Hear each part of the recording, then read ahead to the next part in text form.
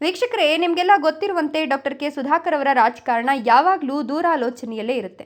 ಅದು ವಿರೋಧಿಗಳನ್ನು ಹೆಣೆಯೋದಾಗ್ಲಿ, ಚುನಾವಣೆಗಳಲ್ಲಿ ಗೆಲ್ಲೋದಾಗ್ಲಿ. ಇನ್ನು ತಮ್ಮ ಬೆಂಬಲಿಗರ ಗೆಲುವಿಗಾಗಿ ಅವರು ಪಡೋ ಶ್ರಮ ಅಷ್ಟಿಷ್ಟಲ್ಲ. ಇದು ಅವರ ಸುತ್ತ ಇರುವ ಎಲ್ಲರಿಗೂ ತಿಳಿದ ವಿಚಾರವೇ. ಆದರೆ ಅಂತಹ ರಾಜಕೀಯ ಚಾಣಾಕ್ಷತನವನ್ನು ಮೆಚ್ಚಿಸಲು ಹೋಗಿ ಅವರಿಗೆ ಕಳಂಕ ತರುವ ಕೆಲಸವನ್ನ ಇತ್ತೀಚೆಗೆ ಅವರ ಬೆಂಬಲಿಗರು ಮಾಡಿದ್ದಾರೆ. ಈ ಪ್ರಶ್ನೆ ಎದುರಾಗಲು ಕಾರಣ, ಮೊನ್ನೆ ನಗರಸಭೆಯ ಹಲವರು ಬಂದು ಸುದ್ದಿಗೋಷ್ಠಿ ನಡೆಸಿದ್ದು. ಹೌದು, ನಗರಸಭಾ ಮಾಜಿ ಅಧ್ಯಕ್ಷ ಗಜೇಂದ್ರ ಸೇರಿ ಹಲವರು ಬಂದು ಸುದ್ದಿಗೋಷ್ಠಿ ನಡೆಸಿ ಮುಂದಿನ ವಿಧಾನಸಭಾ ಚುನಾವಣೆಯಲ್ಲಿ ಡಾಕ್ಟರ್ ಕೆ ಸುಧಾಕರ್ ಅವರೇ ಚಿಕ್ಕಬಳ್ಳಾಪುರದ ಅಭ್ಯರ್ಥಿ. ಆದರೆ ಯಲಹಂಕ ಶಾಸಕ SR ವಿಶ್ವನಾಥ್ ಅವರು ಅರಿವಿಲ್ಲದೆ ಬಂದು ಯಾರನ್ನು ಅಭ್ಯರ್ಥಿ ಅಂತ ಹೇಳಿದ್ದಾರೆ. ಇದು ಸರಿಯಲ್ಲ.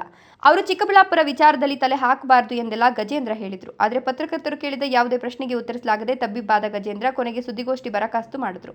ಇದು ಹಲವು ಅನುಮಾನಗಳಿಗೆ ಎಡೆ ಮಾಡಿದೆ. ಈ ಸುದ್ದಿಗೋಷ್ಠಿಯನ್ನ ಸಂಸದ ಡಾಕ್ಟರ್ ಕೆ ಸುಧಾಕರ್ ಅವರ ಅನುಮತಿ ಪಡೆದು ಮಾಡಿದ್ರೆ ಅಥವಾ ಅವರನ್ನ ಮೆಚ್ಚಿಸಲು ಬಂದು ಮಾತನಾಡಿದ್ರೆ ಎಂಬ ಪ್ರಶ್ನೆಗೆ ಉತ್ತರ ಸಿಗಬೇಕಿದೆ.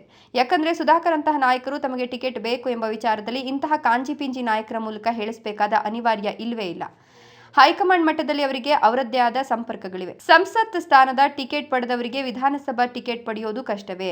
ಈ ಸಣ್ಣ ಲಾಜಿಕ್ ಅರ್ಥ ಮಾಡಿಕೊಂಡ್ರೆ ಈ ಸುಧಾಕರ್ ಬೆಂಬಲಿಗರು ಸುಧಾಕರ್ ಅನುಮತಿ ಪಡೆಯದೆ ಬಂದು ಅವಲಕ್ಷಣ ಅನಿಸ್ಕೊಂಡಿದ್ದಾರೆ ಎಂಬುದು ರಾಜಕೀಯ ಜ್ಞಾನ ಇರುವ ಯಾರಿಗೇ ಆಗ್ಲಿ ಅರ್ಥವಾಗಲಿದೆ.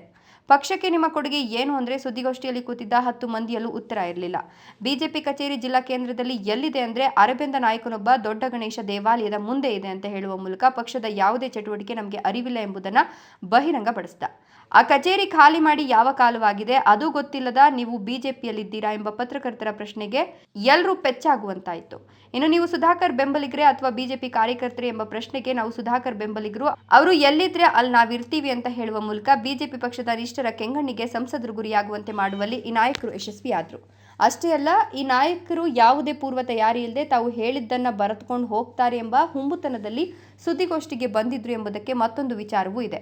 ಬಿಜೆಪಿ ಮಾಡಿದ ಹೋರಾಟಗಳಲ್ಲಿ ನೀವು ಯಾಕೆ ಭಾಗವಹಿಸಿಲ್ಲ ಅಂತ ಕೇಳಿದ್ರೆ ಜಿಲ್ಲಾಧ್ಯಕ್ಷರು ನಮಗೆ ಹೇಳಿಯೇ ಇಲ್ಲ ಅಂತ ಹೇಳುವ ಮೂಲಕ ಬಿಜೆಪಿಯಲ್ಲಿ ಬಣಗಳಿವೆ ಎಂಬ ಸುಳಿವನ್ನ ಪರೋಕ್ಷವಾಗಿ ನೀಡಿದ್ರು. ಇದನ್ನೇ ಹಿಡಿದು ಹಾಗಾದ್ರೆ ಬಿಜೆಪಿಯಲ್ಲಿ ಬಣಗಳಿವೆಯೇ ಎಂಬ ಪ್ರಶ್ನೆಗೆ ಹೌದು ಅಂತ ಹೇಳುವ ಮೂಲಕ ಪಕ್ಷ ಸಿದ್ಧಾಂತ ಯಾವುದು ಮುಖ್ಯವಲ್ಲ, ವ್ಯಕ್ತಿ ಪ್ರತಿಷ್ಠೆಯೇ ಮುಖ್ಯ ಎಂಬ ಸಂದೇಶವನ್ನ ರವಾನಿಸಿದ್ರು. ಈ ಎಲ್ಲ ವಿಚಾರಗಳನ್ನ ಇಟ್ಕೊಂಡು ಮಾರನೇ ದಿನ ಸಂದೀಪ್ ರೆಡ್ಡಿ ಈ ಎಲ್ಲ ಕಾಂಜಿಪಿಂಜಿ ನಾಯಕರನ್ನ ಒಗೆದು ಒಣಗಿಸಿ ಇಸ್ತ್ರಿ ಮಾಡಿದ್ರು. ಸಂದೀಪ್ ರೆಡ್ಡಿ ಅವರಿಗೆ ಟಾಂಗ್ ನೀಡಿ 3 ದಿನಗಳೇ ಕಳೆದ್ರು. ಈ ನಗರಸಭಾ ನಾಯಕರು ತುಟಿಕ್ ಪಿಟಿಕ್ ಅಂದಿಲ್ಲ. ಅವರಿಗೆ ತಿರುಗೇಟು ನೀಡುವ ಯಾವುದೇ ಕೆಲಸ ಮಾಡಲು ಪಾಪ ಆ ನಾಯಕರಿಗೆ ಧೈರ್ಯ ಸಾಕಾಗ್ತಿಲ್ಲ ಅನ್ಸುತ್ತೆ.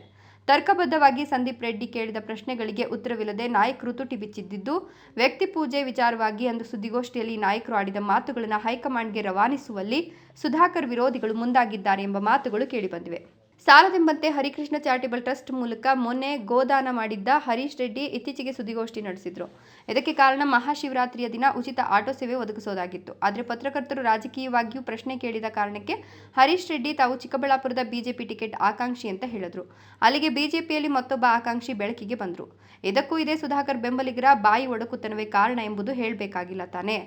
ಅಲ್ಲಿಗೆ ಸಂಸದ ಡಾಕ್ಟರ್ ಕೆ ಸುಧಾಕರ್ ಅವರಿಂದ ಶಹಬಾಸ್ಗಿರಿ ಪಡೆಯಲು ಹೋಗಿ ಅವರಿಗೆ ಕಳಂಕ ತರುವಲ್ಲಿ ಅವರ ಬೆಂಬಲಿಗರು ಯಶಸ್ವಿಯಾಗಿದ್ದಾರೆ ಎನ್ನುವುದು ಇದೀಗ ಕ್ಷೇತ್ರದಲ್ಲಿ ಚರ್ಚೆಗೆ ಗ್ರಾಸವಾಗಿರುವ ವಿಚಾರವಾಗಿದೆ. ಯಾವುದೇ ಪೂರ್ವ ತಯಾರಿ ಇಲ್ಲದೆ, ಪಕ್ಷದ ಆಂತರಿಕ ವಿಚಾರಗಳ ಮಾಹಿತಿ ಇಲ್ಲದೆ ಕೇವಲ ನಾಯಕರನ್ನ ಮೆಚ್ಚಿಸಲು ಹೋಗಿ ಕೆಸರಿಗೆ ಬಿದ್ದ ಈ ನಾಯಕರ ಕ್ರಮಕ್ಕೆ ಈಗ ತಲೆ ಚಚ್ಚಿಕೊಳ್ಳುವ ಸರದಿ ಸಂಸದರಿಗೆ ಬಂದಿದ್ಯಾ ಗೊತ್ತಿಲ್ಲ. ಅದನ್ನ ಅವರೇ ಹೇಳಬೇಕು. ಒಟ್ನಲ್ಲಿ ವಿಧಾನಸಭಾ ಚುನಾವಣೆಗೆ 2 ವರ್ಷಕ್ಕೂ ಹೆಚ್ಚು ಕಾಲ ಇರುವಾಗಲೇ ಟಿಕೆಟ್ ವಿಚಾರವಾಗಿ ರಾದ್ದಾಂತ ಮಾಡಿದ ಖ್ಯಾತಿ ಮಾತ್ರ ನಗರಸಭೆಯ ಈ ಅರೆಬೆಂದ ನಾಯಕರಿಗೆ ಸಲ್ತದೆ.